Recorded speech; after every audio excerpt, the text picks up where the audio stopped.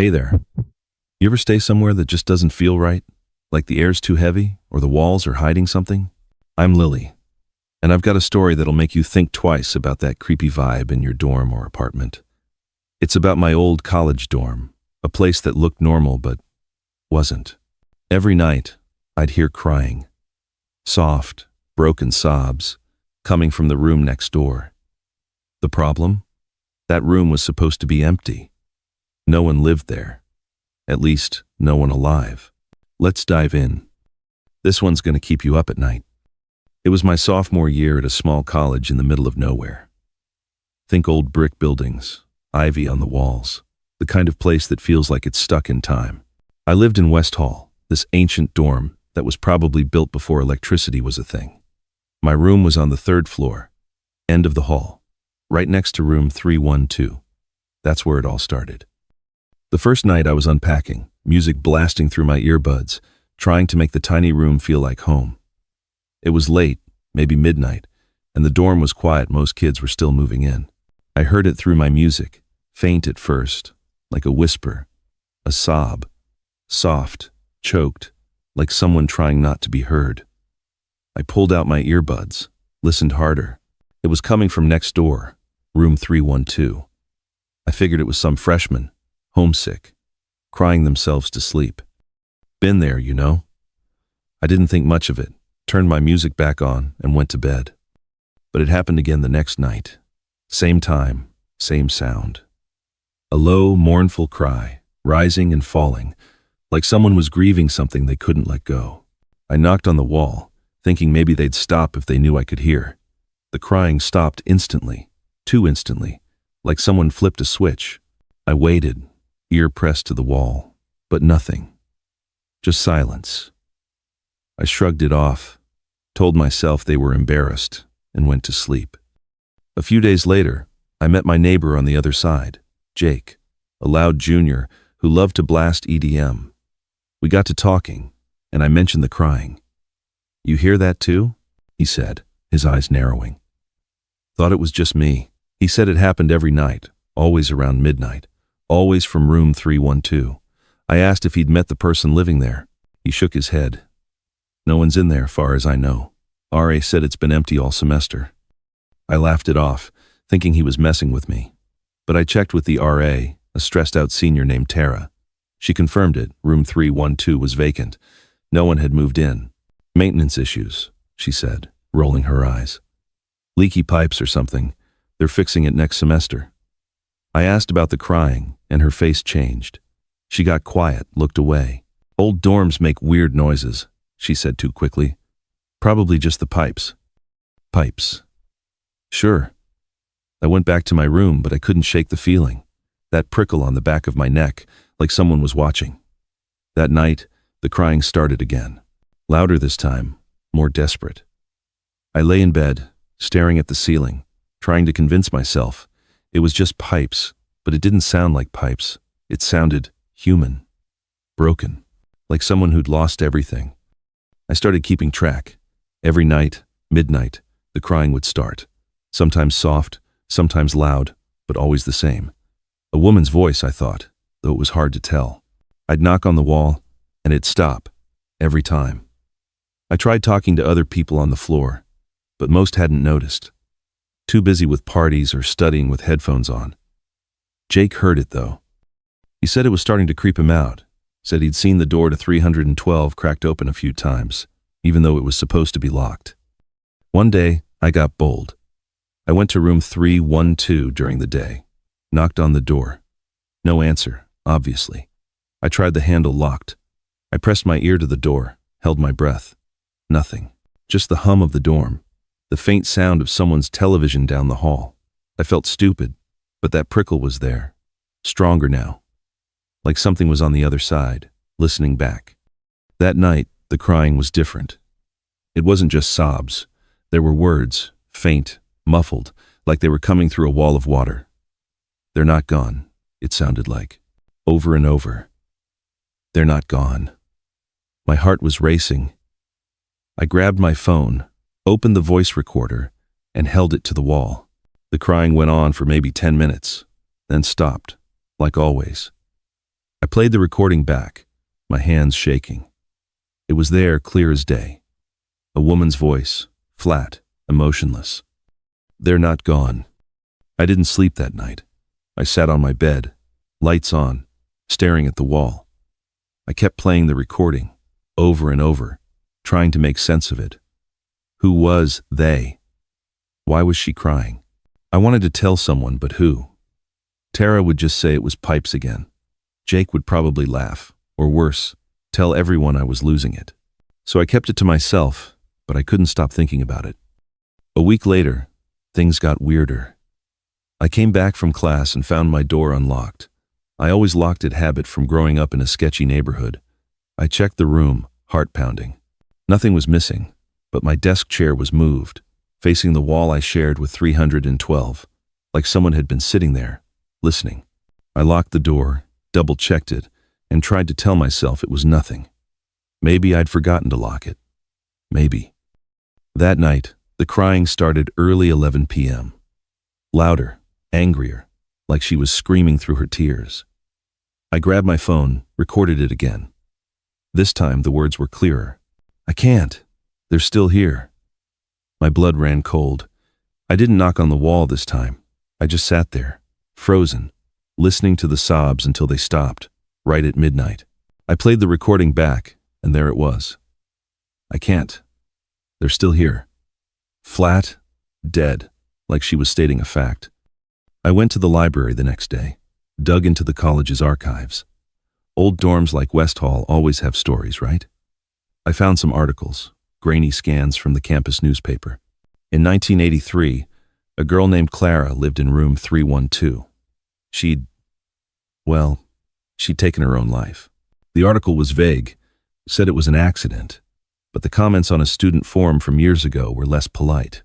They said she'd been struggling, hearing voices, saying things like, "They're not gone." My stomach twisted. I kept reading, found another article. Clara wasn't the only one.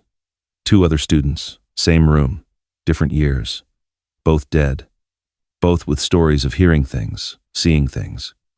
I didn't go back to my room that night. I crashed at Jake's, told him everything. He didn't laugh this time. "That's messed up," he said, his voice low. "You should move out." But I couldn't. I was broke, stuck in the dorm until the semester ended. And part of me, I don't know. Part of me wanted to know what was going on. I started staying up, waiting for the crying. I'd sit by the wall, phone ready, recording every sound.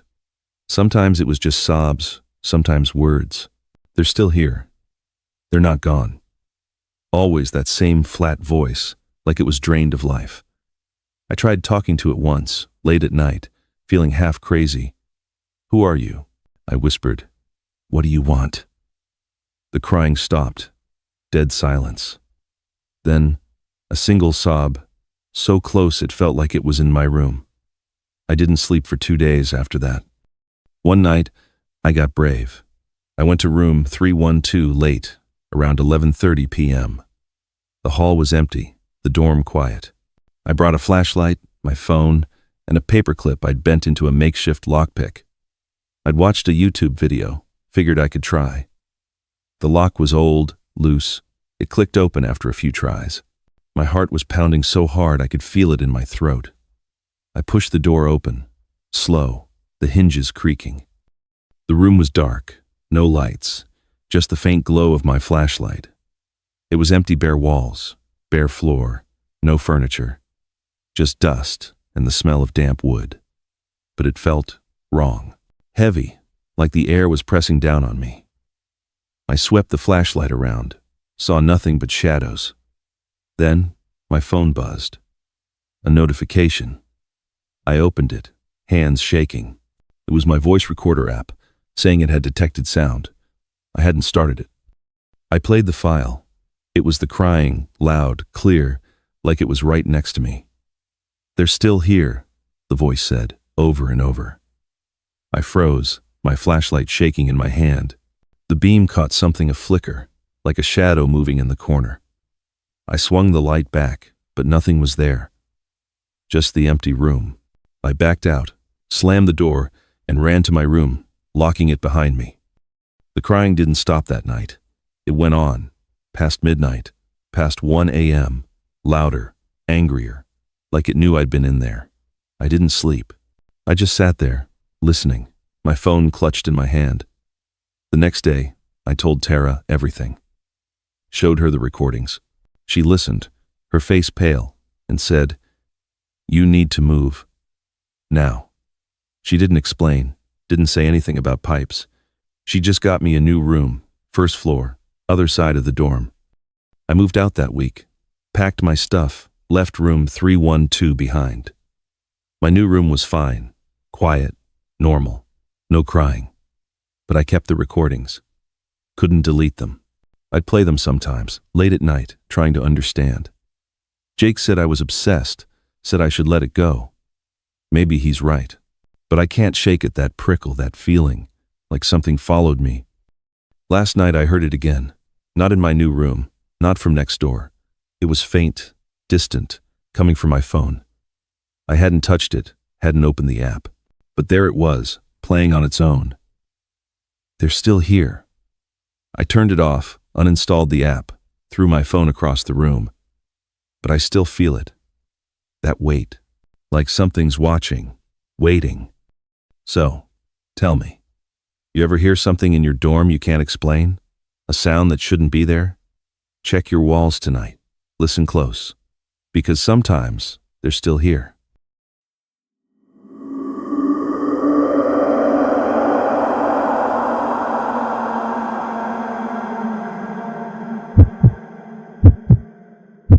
You ever live with someone who's just off? Like they're there, but something about them makes your skin crawl? I'm Taylor, and let me tell you about my roommate, Sam. He never left our dorm room. Not for class, not for food, not for anything. At first I thought he was just shy, maybe a little weird. But then I found out why. And trust me, it's not what you think. Grab a seat, maybe turn on a light. This story's gonna make you question who's really living with you. It was my first year at college, a small state school with old brick dorms and too many rules. I got assigned to a double in Carver Hall, room 204, with this guy named Sam. When I moved in, he was already there, sitting on his bed, hoodie up, staring at his phone. The room was dim, blinds drawn, no lights on except the faint glow of his screen. He barely looked up when I walked in, just muttered, "Hey, I'm Sam," in this flat, quiet voice. No handshake, no smile. I figured he was just awkward, you know. First week of college, everyone's a little weird. I tried to make conversation, asked the usual stuff, where he was from, what he was studying. He gave short answers, barely looking at me. Ohio, undecided. That was it. I noticed he didn't have much stuff, just a duffel bag, a laptop, and a few clothes folded neatly on his side of the room. My side was a mess, boxes everywhere, posters half taped to the wall. But Sam's side? It was like he wasn't planning to stay. The first few days, I didn't think much of it.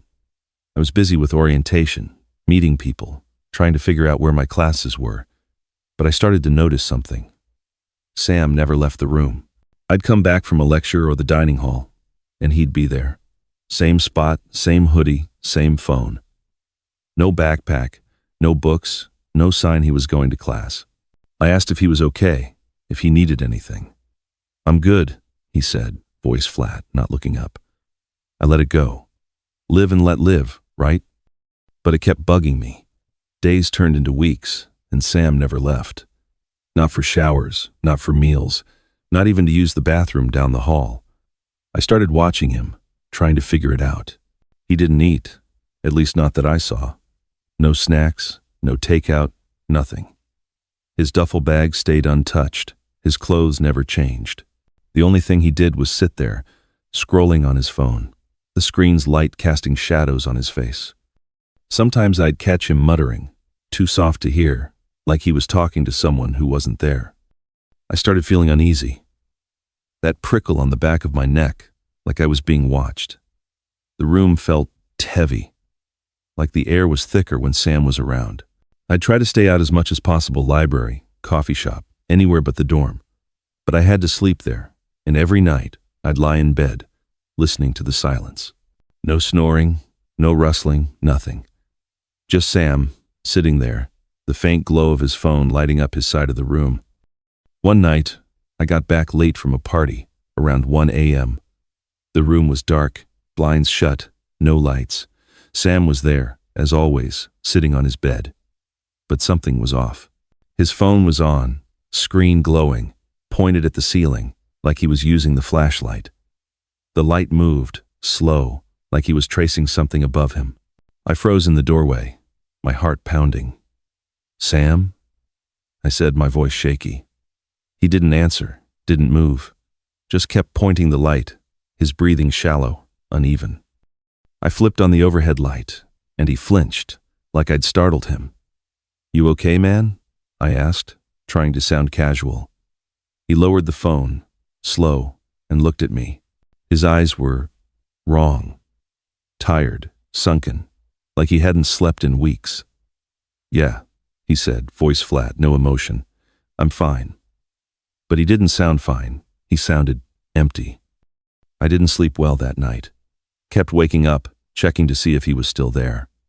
He was, every time, sitting in the dark, phone glowing. I started to wonder if he ever slept. If he was even, I don't know, human.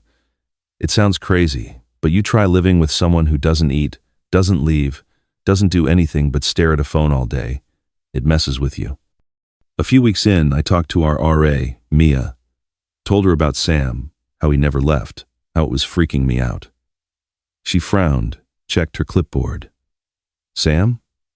You sure that's his name?" she said. My stomach dropped. "Yeah, Sam. Room 204, my roommate." She flipped through her papers, her face going pale. "Taylor, you don't have a roommate. 204 is a single this semester. Budget cuts, you know? We didn't have enough students to fill it." I laughed, thought she was joking, but she wasn't. She showed me the roster, my name, room 204, no roommate listed. I felt like the floor was slipping out from under me. "He's there," I said, my voice shaking. "He's always there."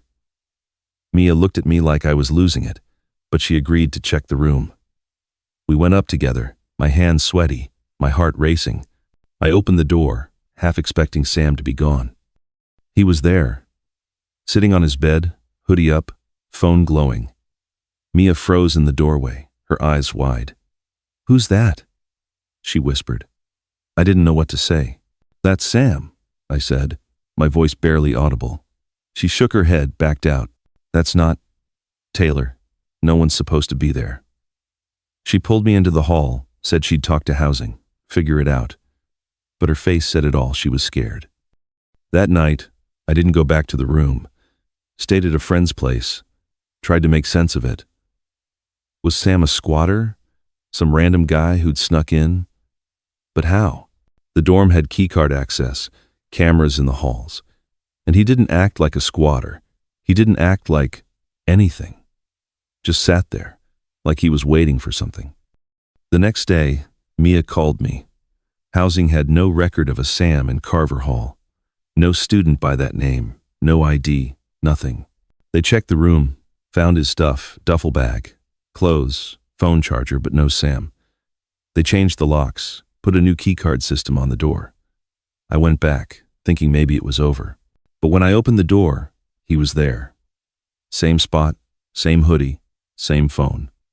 "Hey, Taylor," he said, voice flat, not looking up. I slammed the door, ran down the hall, didn't look back. I started digging, talking to other students, looking up the dorm's history. Carver Hall was old, built in the 1952nd. There were stories, whispers about a student who'd lived in 204 years ago. A guy named Samuel, quiet, kept to himself. He died. In the room. No one knew how, exactly. Some said accident, some said something darker. The articles were vague, but they mentioned he was always on his phone, back when phones were those old flip ones, always texting, always alone. I didn't know what to believe. Was Sam a ghost? A hallucination? I started sleeping in the library, avoiding the room. But I had to go back sometimes, for clothes, for my laptop. Every time, he was there. Never moving. Never leaving. Just sitting. Phone glowing. Muttering to himself. I'd catch words sometimes. They're not gone yet. Or, I can't. They're still here. Flat, emotionless, like he was reading a script. One night, I couldn't take it anymore. I went to the room, late, around 2 a.m. I'd had a few drinks, felt brave or stupid. I opened the door, and there he was, same as always. Phone light on, pointed at the ceiling, moving slow, like he was searching for something. "Sam," I said, my voice shaking. "Who are you? What do you want?" He didn't answer, didn't look at me, just kept moving the light, his breathing shallow, uneven. I stepped closer, heart pounding. "Sam, talk to me," I shouted. He stopped, lowered the phone, slow, deliberate. He turned to me, and for the first time, I saw his face clearly, pale, too pale, with eyes that didn't blink. "They're still here," he said, voice flat, no emotion. "I can't leave." My blood ran cold. I backed toward the door, but before I could reach it, my phone buzzed. A text from an unknown number. Just one line. "They're still in the room." I ran. Didn't grab my stuff. Didn't look back. I stayed with a friend, told housing I wasn't going back. They moved me to a new dorm, gave me a single on the other side of campus. I thought it was over, but last night I got another text. Same unknown number. "They're not gone yet." I didn't sleep. I keep checking my phone, waiting for the next one. And sometimes, when it's quiet, I feel it that prickle, like someone's watching. So, tell me, you ever live with someone who shouldn't be there? Someone who's always there, even when they're not? Check your room tonight. Look close, because sometimes they're still here.